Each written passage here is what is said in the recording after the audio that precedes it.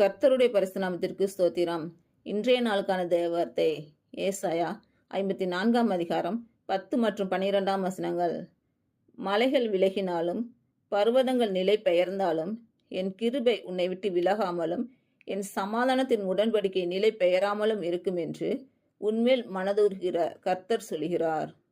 உன் பலகணிகளை பளிங்கும் உன் வாசல்களை மாணிக்க கற்களும் உன் மதில்களை எல்லாம் உச்சிதமான கற்களுமாக்குவேன். இன்று பிறந்த நாள் மற்றும் திருமண நாள் காணும் அனைவருக்கும் இயேசு கிறிஸ்து நாமத்தினாலே வாழ்த்துக்கள். கர்த்தர் உங்கள் பலவீனங்களை மாற்றி உங்களுக்கு பலத்தை கட்டளையிடுவாராக.